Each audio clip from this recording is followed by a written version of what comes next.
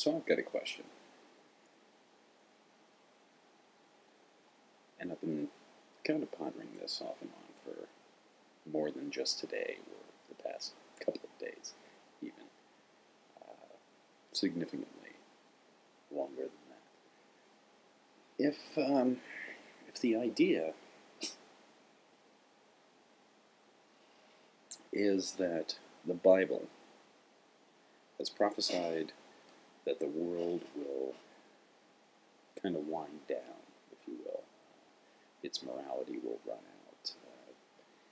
People will get less and less interested in God, more and more interested in material things, up until the point that the Antichrist arrives, and then the second coming will happen, and everything's good, the experiment's over, we all go back home, or to hell, or to an absence of God, whatever your particular belief is. But the basic idea is the world is going to wind down at some point. Jesus is going to come back and kick some ass, do whatever he's supposed to do, according to your belief.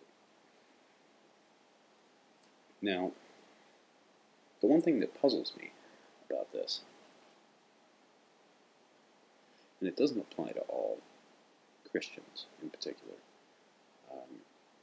primarily I guess it would apply to fundamentalists, biblical literalists.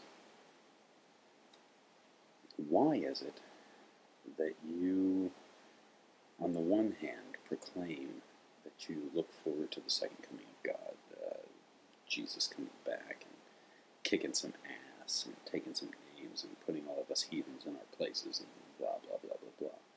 You look forward to that. You want that. You desire that. That is the ultimate culmination of your holy book, is this second coming, Revelations, the establishment of God's kingdom. And yet, you actively fight against it in day-to-day life and politics. You actively oppose things like gay marriage. But isn't that something you would want to see happen? Because it doesn't mean that because the world accepts it that you do, you can still be entirely opposed to it. And all it's going to do at that point is be another symbol, another signal, another prophecy fulfilled, a sign that your God is coming back. But you fight it, and that puzzles me. It would almost seem like, rather than opposing it from a legal standpoint, it's the sort of thing that you would want to nurture. Not agree with, mind you, but it's the sort of thing that if it was coming up for a vote, it seems like you would go, looks like that's where the world's going. Guess Jesus is going to be here any minute now, because this is what he talked about. And that you would be not happy with the sin per se, but still loving of the sinner, and allowing that sinner to kind of do what they're going to do. After all, they're supposed to. That's right, they're supposed to. All of this sin is supposed to happen. The world is supposed to embrace all of this. The Antichrist is supposed to come. Why are you fighting it? It seems like on the one hand you're preaching, look forward to the kingdom of God, and on the other hand you're fighting it tooth and nail. It doesn't make much sense.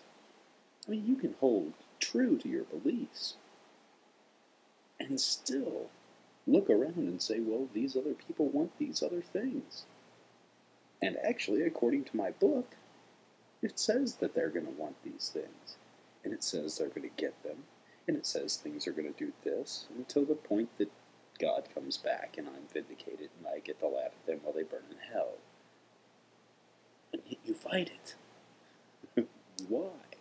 Don't you understand how much you're contradicting yourself at that point?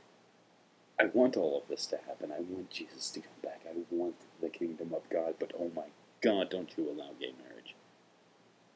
How dare you? How dare you usher in exactly what my Bible foretells before the coming of my Lord? What?